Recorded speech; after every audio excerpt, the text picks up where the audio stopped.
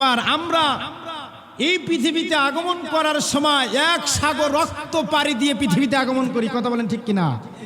কিন্তু মুহাম্মদ সাল্লাল্লাহু আলাইহি ওয়াসাল্লাম যখন পৃথিবীতে আগমন করলেন, একেবারেই পরিষ্কার স্বচ্ছ মনে হচ্ছে যেন জান্নাতের পানি দিয়ে তাকে গোসল করে পৃথিবীতে পাঠিয়ে দেওয়া হয়েছে। আমরা জন্মগ্রহণ করার পরে সাধারণত যে ঘরে জন্মগ্রহণ করি ওই ঘরটা দুর্গন্ধযুক্ত হয়, কথা বলেন ঠিক কিনা? কিন্তু মুহাম্মদ সাল্লাল্লাহু আলাইহি ওয়াসাল্লাম যে ঘরে আগমন করেছেন এই ঘর যেন মেশক আম্বরের চাইতেও বেশি সুগন্ধি হয়ে গেছে। সুবহানাল্লাহ।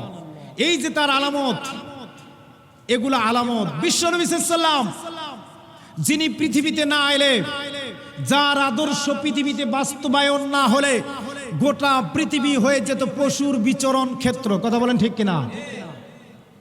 এটা মানব সমাজ বসতি হিসাবে এই গ্রহ মর্যাদা লাভ করতে পারতো না, কথা কোন ঠিক কিনা? আজকের আলোচনার আলোচ্য বিষয় সিরাতুন নবী।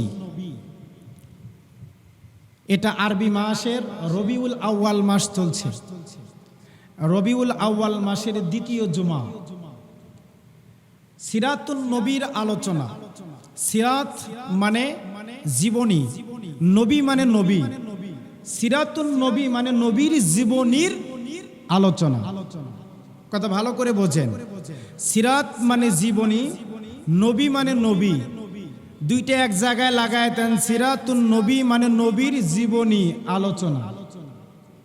তার মানে আজকে আমি যে বিষয়ে কথা বলবো এটা হচ্ছে বিশ্বনবী সাল্লাল্লাহু আলাইহি ওয়াসাল্লামের জীবনী, সিরাত। একেবারে জন্মের শুরু থেকে নিয়ে শেষ দিন পর্যন্ত বিশ্বনবী সাল্লাল্লাহু আলাইহি ওয়াসাল্লামের পুরা জীবনটাকে সিরাতুন নবী বলা হয়। এটা কি এই অল্প সময়ে আলোচনা করা শেষ করা যাবে? কঠিন কালেও সম্ভব হবে না, কারণ তিনি একজন শুধু মানুষ নয়, মহামানুষ। তিনি একজন শুধু নবী নন, মহান নবী, কথা বলেন ঠিক কিনা? এত অল্প সময় আমি তবু চেষ্টা করব এই বিশ্বনবী সাল্লাল্লাহু আলাইহি ওয়াসাল্লামের শান, মান, চারিত্রিক মহানুভবতা।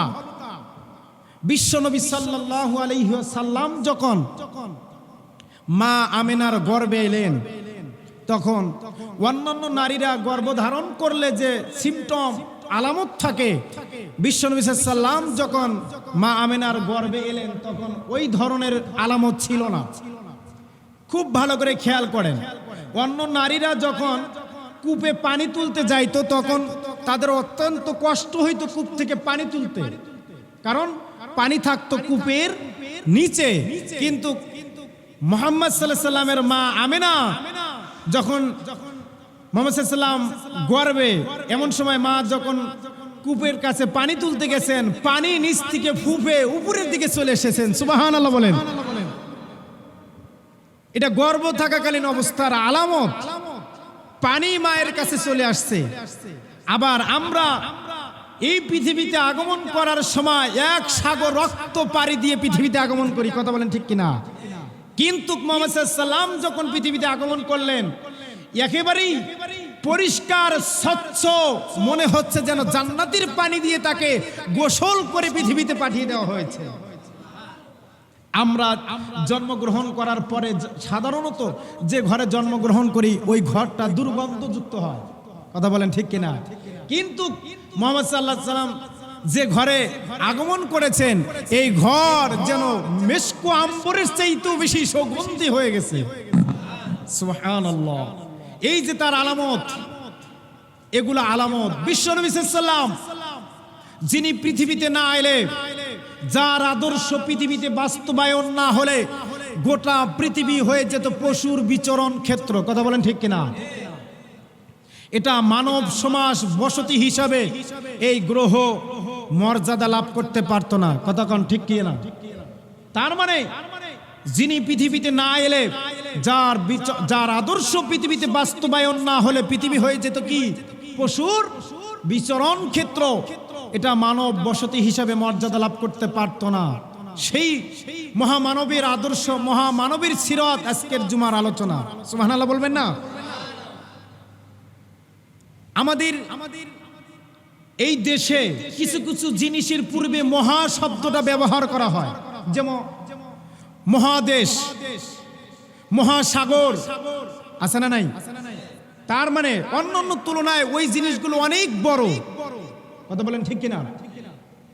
আমাদের যে মহাদেশ, মহাসাগর, আটলান্টিক মহাসাগর, প্রশান্ত মহাসাগর, এশিয়া মহাদেশ, এই যে মহাদেশ মহাসাগর আমরা যে ব্যবহার করি, এই জিনিসগুলো এটার শুরু আছে আবার শেষও আছে, শুরু আছে শেষও আছে। কিন্তু মহানবী ইনি এমন একজন মানুষ যার জীবনের শুরু আছে কিন্তু শেষ নাই। সুবহানাল্লাহ বলেন।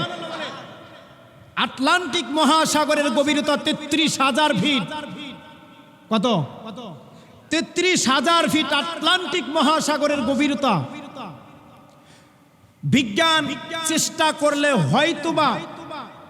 হয়তোবা চেষ্টা করলে ওই আটলান্টিক মহাসাগরে কত পানি আছে এটা পরিমাপ করতে পারবে, কারণ গভীরতা যেহেতু পরিমাপ করতে পারছে, কি পরিমাণ পানি আছে এটাও চেষ্টা করলে পারবে, হয়তোবা কোনো একদিন পারবে। প্রশান্ত মহাসাগরের গভীরতা ৩৬,০০০ ফিট। এখানে কত পানি আছে, কি পরিমাণ পানি আছে, হয়তোবা বিজ্ঞান একদিন চেষ্টা করলে এটাও সম্ভব। কতক্ষণ ঠিক কিনা?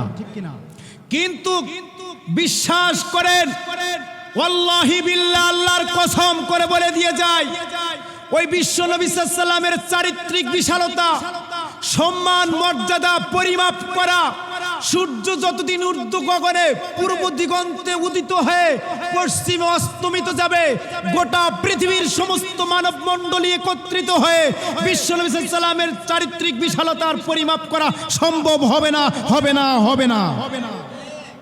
এত বিশাল, যার চারিত্রিক বিশালতা দেখে আকাশের বিশালতা দিগন্তে হারিয়ে গেছে। সুবহানাল্লাহ বলবেন না?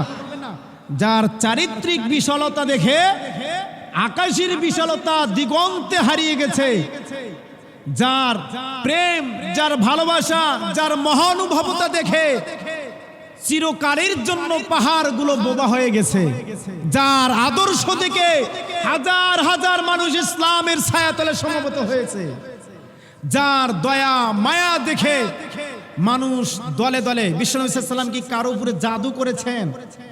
জাদু করেছিলেন? তিনি কি জাদুকর ছিলেন? না।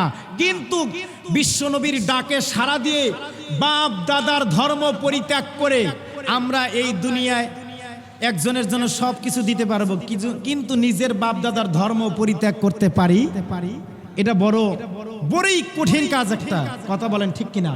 কিন্তু বিশ্বনবী সাল্লাল্লাহু আলাইহি ওয়াসাল্লাম কিন্তু জাদুকর ছিলেন না, কিন্তু তার আচার আচরণ এত অমায়িক ছিল, এত ভালো ছিল যে আচরণের কারণে তিনি বিশ্ব জয় করতে পেরেছিলেন। কথা বলেন ঠিক কিনা?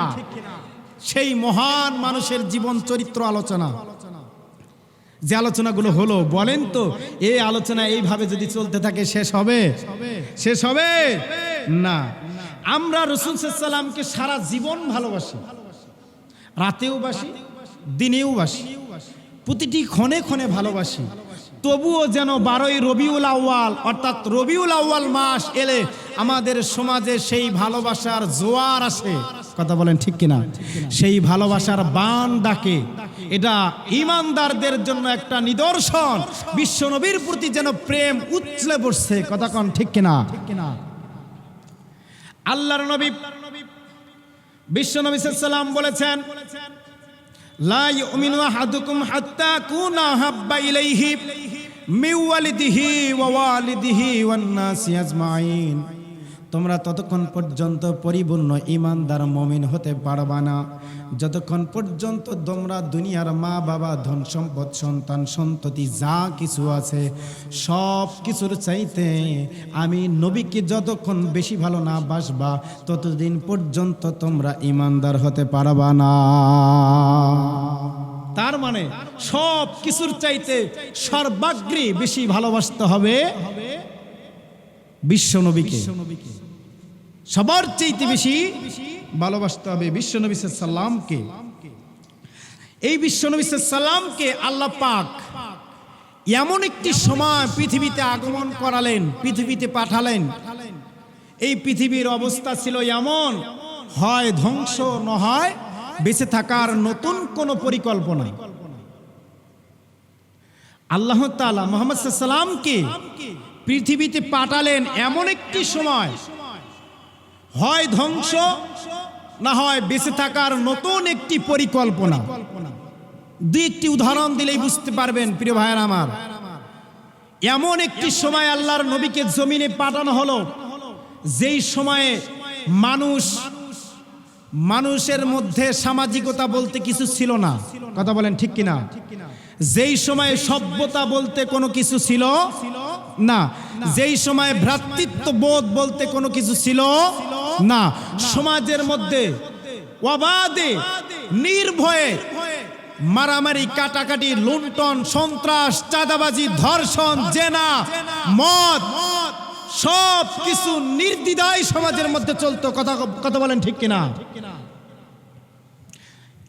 একটা উদাহরণ দেই। মানুষ, আপনার আমার মতন মানুষগুলো একজন আরেকজন মানুষের গলায় রশি লাগিয়ে হাটে বাজারে বিক্রয় করত। সভ্যতা কত নিচে নেমে গিয়েছিল। আমার আপনার মতন মানুষগুলোর গলায় রশি লাগিয়ে মক্কার হাটে বাজারে বিক্রি করা হতো। ওই সময়ে ছোট্ট প্রস্ফুটিত গোলাপের মতন কন্যা সন্তানগুলো জন্মগ্রহণ করাই ছিল সবচেয়ে বেশি অপরাধ। কথা বলেন ঠিক কিনা? এক বাবা মায়ের বুক থেকে সন্তানকে টান দিয়ে পাহাড়ের দিকে নিয়ে যে পাহাড় খনন করে, সেই জায়গায় গর্ত খনন করে এত প্রস্ফুটিত গোলাপের মতন নিষ্পাপ মেয়েটা যখন কান্না করছিল, বারবার বাবাকে বলছিল, বাবা তুমি এখানে গর্ত খনন করতেছো, তুমি কি করবা? বাবার মনে এতটুকুন ভালোবাসা মেয়ের প্রতি জন্মে নাই। এত নিষ্ঠুর, এত হিংস্র পশুত্ব চরিত্রের মানুষগুলো ওই মেয়েটাকে গর্ত খনন করে গর্তের মধ্যে চাপা দিয়ে চিরদিনের জন্য কণ্ঠটাকে স্তব্ধ করে দিয়েছিল সেই সময়ের মানুষ। কত বর্বর ছিল, কত বর্বরতা ছিল, কত অন্ধকারাচ্ছন্ন ছিল।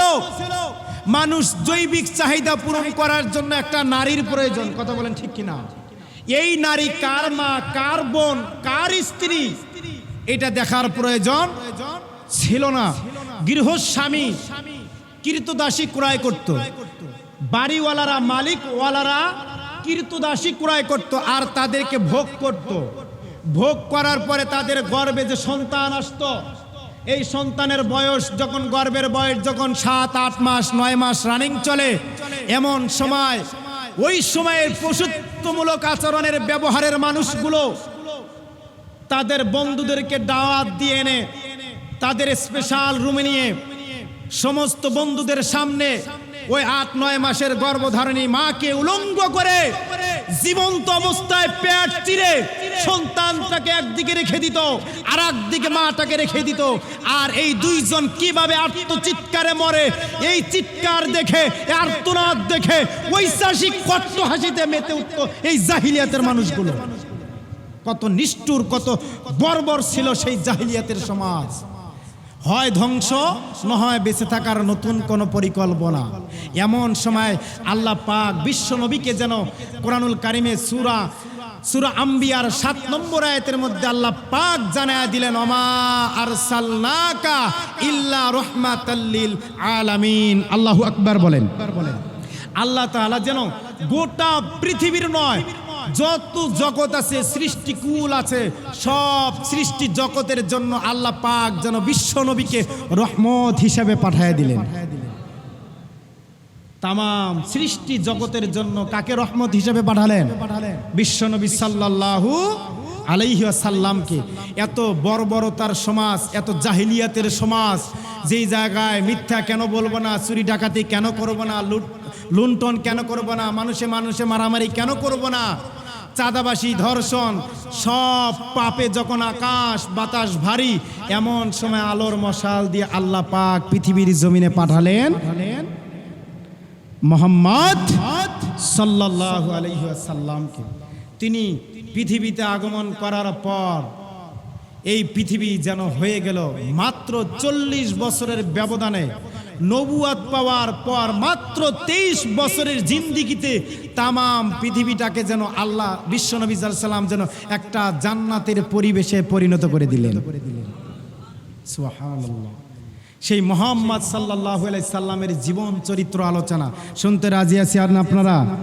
জোরে বলতে হবে, শুনতে রাজি আছেন আপনারা? আল্লাহ পাক মুহাম্মদ সাল্লাল্লাহু আলাইহি সাল্লামকে তামাম পৃথিবীর জন্য কি হিসাবে নাজিল করেছেন? রহমত হিসাবে। তিনি কি শুধু আমাদের জন্য রহমত? কথা বলেন, তিনি কি শুধু আমাদের জন্য রহমত? না, এই পৃথিবীতে যা কিছু আছে বিশ্বনবী সাল্লাল্লাহু আলাইহি সাল্লাম গাছের জন্য রহমত। সুবহানাল্লাহ বলবেন না? কেন রহমত? বিশ্বনবী সাল্লাল্লাহু আলাইহি সাল্লাম বললেন, ওগো শোনো, প্রয়োজনে তো গাছ কাটা যাবে, বিনা প্রয়োজনে গাছের একটা পাতাও ছেঁড়া যাবে না, কারণ গাছের পাতা যেন জিকির করে আল্লাহ। সুবহানাল্লাহ বলেন। তাহলে গাছের জন্য রহমত কে? মুহাম্মদ সাল্লাল্লাহু আলাইহি সাল্লাম। আবার যুদ্ধ যখন যাবেন সাহাবীদেরকে ঘোষণা করে দিতেন আগেই, সাহাবীরা শোনো, অসুস্থ, বৃদ্ধ, বৃদ্ধা, নারী পুরুষ যারা আছে, শিশু, এই সমস্ত বৃক্ষ, ফলদার বৃক্ষ, এগুলো তোমরা কাটবা না। তার মানে শিশু, বৃদ্ধ, নারী পুরুষ, অসুস্থ, এদেরকে তোমরা আঘাত করবা না। তিনি এনাদের জন্য রহমত হিসেবে আগমন করেছেন। সুবহানাল্লাহ বলেন। তারপরে বলতেন প্রাণীদের জন্য তিনি রহমত হয়ে এসেছেন। প্রাণী, বিশ্বনবী সাল্লাল্লাহু আলাইহি সাল্লাম একবার রাস্তা দিয়ে হাঁটতেছেন, এমন সময় হঠাৎ এক উট এসে বিশ্বনবী সাল্লাল্লাহু আলাইহি সাল্লামের সামনে দাঁড়িয়ে গেছেন। উটের চেহারা দেখে উট বিশ্বনবীকে দেখে চোখের পানি দর দর করে ছেড়ে দিয়েছেন। সুবহানাল্লাহ বলেন। বিশ্বনবী সাল্লাল্লাহু আলাইহি সাল্লাম উটের চোখের পানি ছেড়ে দেওয়ার দৃশ্য দেখে বিশ্বনবী বুঝতে আর বাকি রইল না যে এই উটের মালিক এই উটের উপরে জুলুম করে, নির্যাতন করে। কারণ ওই উটের চেহারা এত খারাপ ছিল, এক্সরে ছাড়া হাড় হুড্ডি সব দেখা যায়, হাড় হাড্ডি মাংস সব দেখা যাচ্ছে। বিশ্বনবী সাল্লাল্লাহু আলাইহি সাল্লাম বললেন, এই উটের মালিককে ডেকে নিয়ে আসো। উটের মালিককে ডেকে নিয়ে আসা হলো। বলা হলো, ভাই আপনি এই উট দিয়া কৃষি কাজ করান, উট থেকে পরিশ্রম নেন, উটকে আপনি খাটনি করান, তার কাছ থেকে কায়িক পরিশ্রম করান, কিন্তু আপনি উটকে সঠিক সময়ে খাবার দেন না। এই জুলুম যদি আপনি উটের উপরে করেন, ওয়াল্লাহি বিল্লাহ, আল্লাহর কসম করে বলে দিয়ে যায়, চুল পরিমাণ জুলুমের পরিশোধ কিয়ামতের ময়দানে আল্লাহ পাক আপনাকে ছাড় দিবে না, আল্লাহর আদালতের কাঠগড়ায় দাঁড়াতে হবে। কথা বলেন ঠিক কিনা? পশুর জন্য তিনি রহমত। সেই বিশ্বনবীর জীবনী সিরাতের আলোচনা। সম্মানিত ভাইরা আমার, গভীর মনোযোগ লাগান। যেই মানুষের চরিত্রে কোনো ভুল নাই, ভেজাল নাই, আছে নাকি? যার চরিত্রে কোনো ভেজাল নাই, যার চরিত্রে কোনো ভুল নাই, আমরা যদি চরিত্র অনুসরণ করতে হয়, চরিত্র যদি আমাদের জীবনে বাস্তবায়ন করতে হয়, বলেন তো কার চরিত্র বাস্তবায়ন করা লাগবে? বিশ্ব নবীর চরিত্র নিজেদের জীবনে রাজি আছেন আপনারা? রাজি আছেন আপনারা? সিরাত থেকে আলোচনা নিচ্ছি প্রিয় ভাইরা আমার। বিশ্ব নবী সাল্লাল্লাহু আলাইহি সাল্লাম আমাদের জন্য ছিলেন একজন মডেল, আমাদের জন্য ছিলেন একজন মডেল। সিরাতের আলোচনা, সিরাত থেকে আমরা আলোচনা করব। তাহলে বিশ্বনবী সাল্লাল্লাহু আলাইহি সাল্লাম আমাদের জন্য কি ছিলেন? মডেল, আইডল, আইকন, আদর্শ। কথা বলেন ঠিক কিনা?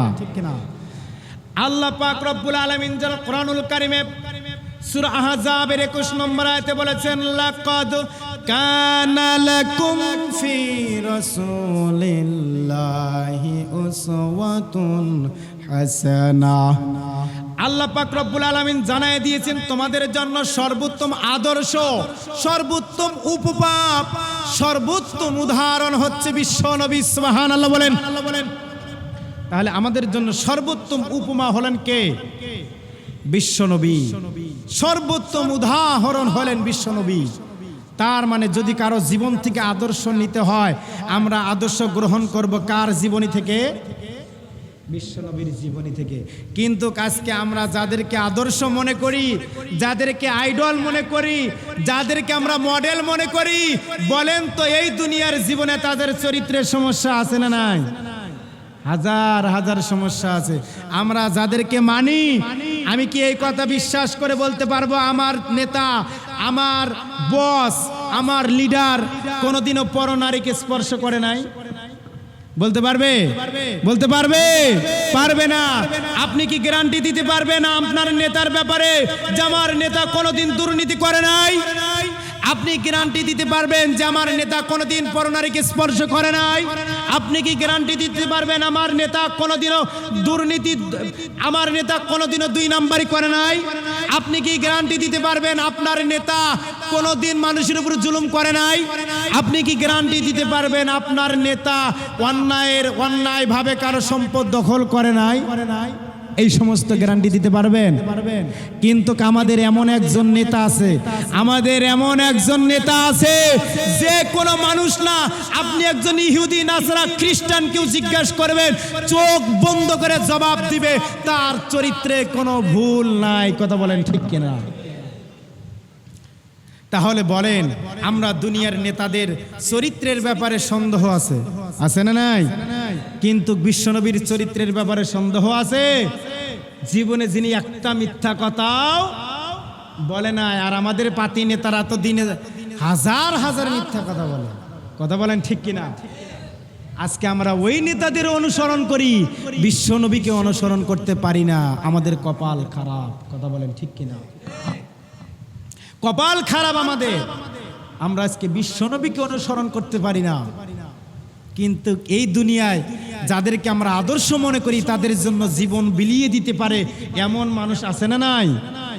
হাজার হাজার আছে। সম্মানিত ভাইরা আমার, এই জন্য 1 নাম্বার সিরাতের আলোচনার শিক্ষা, আমরা আমাদের জীবনের চরিত্র বাস্তবায়ন করব কার?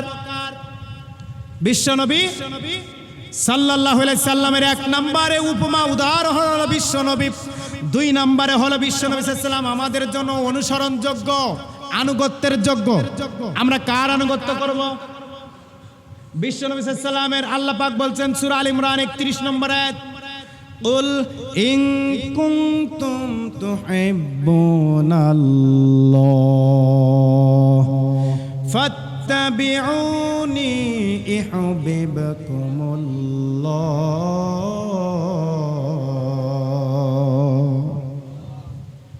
আল্লাহ পাক বলছেন, কুল, হে নবী বলে দিন, ইন কুনতুম তুহিব্বুনাল্লাহ, আমার বান্দারা যদি আমি আল্লাহকে ভালোবাসতে চায়, তারা যেন ফাত্তাবিউনি, তারা যেন আমি রাসূলের অনুকরণ আনুগত্য করে। সুবহানাল্লাহ। যদি আমরা রাসূলের আনুগত্য, অনুকরণ করতে পারি, আল্লাহ বলছেন ইউহিব্বুকুমুল্লাহ ওয়া ইয়াগফির লাকুম যুনুবাকুম, আমি আল্লাহ তোমাদের ভালোবাসবো আর তোমাদের জীবনের গুনাহগুলো মাফ করে দিব। সুবহানাল্লাহ। আল্লাহু গফুরুর রহিম, কারণ আল্লাহ হচ্ছে রহমান, আল্লাহ হচ্ছে গফফার, আল্লাহ হচ্ছে গফুরুর রহিম, রহমানুর রহিম। আল্লাহু আকবার বলেন। তাহলে আনুগত্য করতে হবে কাকে? আল্লাহ রসুলের আনুগত্য বাদ দিয়া দুনিয়ার জীবনে আর কারো আনুগত্য করা জায়েজ আছে? জোরে বলেন, জায়েজ আছে? আল্লাহর নবী বলছেন লা তাআতা লিমাখলুকিন ফি মাসিয়াতিল খালিক, আল্লাহ স্রষ্টার নাফরমানিতে, সৃষ্টির আনুগত্য করে কোনো লাভ নাই। কথা বলেন ঠিক কিনা? আল্লাহর নাফরমানি যেই জায়গায় আল্লাহ নারাজ, আল্লাহ বেজার, এই জায়গায় আমরা মানুষ আর একজন মানুষকে একেবারে আল্লাহ ভক্তি করতেছি। কথা বলেন ঠিক কিনা? এই জন্য প্রিয় ভাইরা আমার, আনুগত্য করতে হবে আল্লাহ এবং আল্লাহ রসুলের। এটা 2 নম্বর শিক্ষা। 3 নম্বর শিক্ষা হলো চরিত্র। আমরা যদি চরিত্র নেই, আমরা যদি আমাদের জীবনটাকে পরিষ্কার পরিচ্ছন্ন করতে চাই, তাহলে বিশ্বনবীর জীবনী থেকে আমাদের চরিত্র নিতে হবে। কথা বলেন ঠিক কিনা? কারণ তার চরিত্রের মধ্যে কোনো ভেজাল নাই। আল্লাহ পাক বলছেন ওয়া ইন্নাকা লাআলা খুলুকিন আযীম, নিশ্চয় আপনি মহান চরিত্রের অধিকারী, আয়েশা রাদিয়াল্লাহু তাআলা আনহাকে বলা হলো বিশ্বনবী সাল্লাল্লাহু আলাইহি ওয়াসাল্লামের চরিত্র কেমন। আয়েশা আম্মা জান আয়েশা রাদিয়াল্লাহু তাআলা আনহা বললেন, তোমরা কি কোরআন পড়ো না? বিশ্বনবী সাল্লাল্লাহু আলাইহি ওয়াসাল্লামের চরিত্র হলো আল কোরআন। সুবহানাল্লাহ।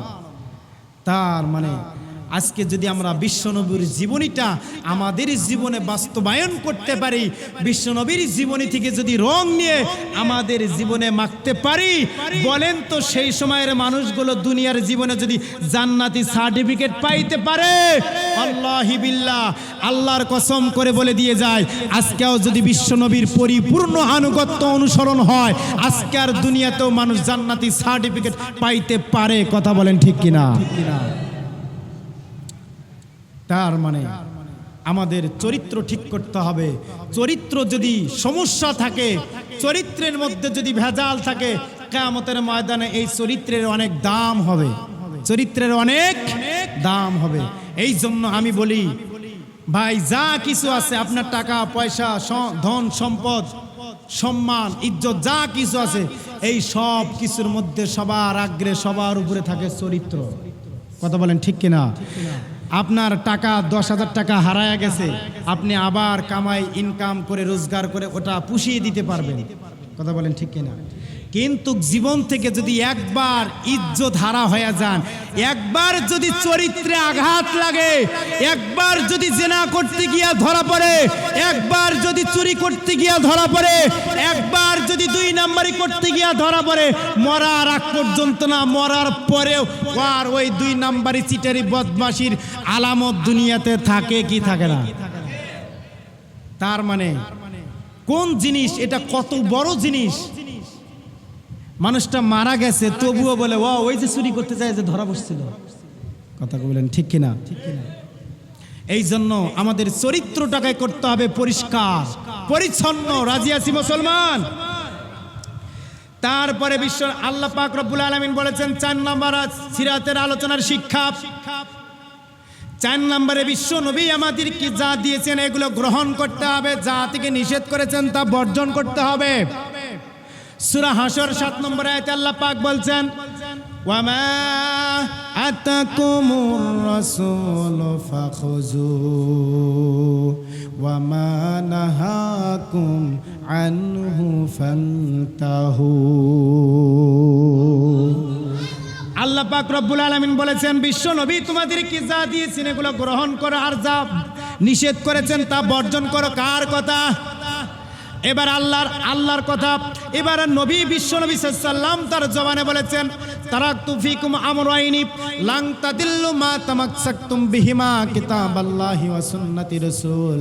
আমি চলে যাওয়ার পর তোমাদের জন্য 2টা জিনিস রেখে যাচ্ছি, তোমরা যতদিন 2টা জিনিস আঁকড়ে ধরে রাখতে পারবা, আল্লাহর কসম করে বলে দিয়ে যায়, ততদিন কিয়ামত পর্যন্ত তোমরা পথভ্রষ্ট হবা না। কয়টা জিনিস? 2টা জিনিস আমি তোমাদের জন্য রেখে যাচ্ছি। কারণ আল্লাহ বললেন, তোমরা রাসূল তোমাদেরকে যা দিয়েছেন তা গ্রহণ করো, যা থেকে নিষেধ করেছেন তা থেকে বিরত থাকো। আর বিশ্বনবী বললেন, আমি তোমাদের জন্য 2টা জিনিস রেখে গেলাম, এই 2টা জিনিস তোমরা যদি আঁকড়ে ধরতে পারো, কিয়ামত পর্যন্ত কি হবে না? পথভ্রষ্ট হবে না। তার মধ্যে 1 নাম্বার কি? 1 নাম্বার কি? কোরআন। এই কোরআন যারা আঁকড়ে ধরে রাখতে পারবে, আল্লাহি বিল্লাহ, যাদের কাছে কোরআন আছে, যারা কোরআন দিয়ে জীবন পরিচালনা করে, যারা কোরআন দিয়ে ব্যক্তিগত জীবন পরিচালনা করে, পরিবার পরিচালনা করে, সামাজিক জীবন পরিচালনা করে, অর্থনৈতিক জীবন পরিচালনা করে, রাজনৈতিক জীবন পরিচালনা করে, আন্তর্জাতিক জীবন পরিচালনা করে, ওই ব্যক্তির জীবনে কোনোদিন সমস্যা থাকতে পারে না। কতক্ষণ ঠিক কিনা? কারণ কোরআন হলো সব কিছুর সব সমস্যার সমাধান দিতে পারে। তার মানে ব্যক্তিগত জীবন থেকে নিয়ে শুরু করে পার্লামেন্ট পর্যন্ত, রান্নাঘর থেকে পার্লামেন্ট পর্যন্ত যদি সব জায়গায় কোরআনের আইন চালু থাকে, বলেন তো আরো কোনো সমস্যা থাকবে? আরো কোনো সমস্যা থাকতে পারে? পারে না। তাহলে বিষ্ণু সাল্লাম আমাদের জন্য কয়টা জিনিস রেখে গেছেন? 2টা, একটা আছে কোরআন, আর একটা আছে রাসূলুল্লাহর সুন্নাহ, আদর্শ। আজকে যদি আমরা বিশ্বনবীর আদর্শবান ধারণ করতে পারতাম, তাহলে জীবনে কোনোদিন আমরা মিথ্যা কথা বলতে পারতাম না। আমরা যদি বিশ্বনবীর জীবনী থেকে আদর্শ নিতে পারতাম, কোনোদিন ভাইয়ের হক নষ্ট করতে পারতাম না। কথা বলেন ঠিক কিনা? বিশ্বনবী সাল্লাল্লাহু আলাইহি ওয়াসাল্লাম যখন মায়ের কোলে, মা হালিমার কোলে, দুধমাতা হালিমার কোলে যখন বিশ্বনবী সাল্লাল্লাহু আলাইহি ওয়াসাল্লামকে মা আমিনা যখন ডান স্তন দিলেন দুধ পান করার জন্য, ডান স্তন দুধ পান করার পরে যখন স্তন পরিবর্তন করে বাম পাশে লাগাই দিলেন, বিশ্বনবী আর বাম পাশে স্তন দুধ পান করে না। তিনি যখন বারবার চেষ্টা করতেছেন মুখটা দুধের মধ্যে লাগাই দেওয়ার জন্য, স্তনে লাগাই দেওয়ার জন্য, বারবার বিশ্বনবী মুখ ফিরিয়ে নেয়। বিশ্বনবী যখন ছোট্ট মানুষ, তার চেহারা, তার চোখের ইশারায় মা আমিনাকে বলতে চাচ্ছে, মা হালিমাতুস সাদিয়াকে বলতে চাচ্ছে, মা আপনি কেন আমার উপরে জুলুম করছেন? আমার তো পৃথিবীতে আগমন করতেই হয়েছে, আমাকে তো আল্লাহ পৃথিবীতে পাঠাইছেন ভাইয়ের অধিকার ফিরিয়ে দেওয়ার জন্য। কারণ আমি জানি আমার একজন দুধ ভাই আছে, আমার জন্য আমি ডান স্তন পান করেছি, আপনি আমার উপরে জুলুম করতেছেন, আমার জন্য বাম স্তন না, ওই বাম স্তন আমার দুধ ভাই আব্দুল্লাহর জন্য। তার মানে আল্লাহ যারা বিশ্বনবীর আদর্শ নিজের জীবনে বাস্তবায়ন করতে পেরেছে, তারা জীবনে ভাইয়ের হক নষ্ট করতে পারবে না।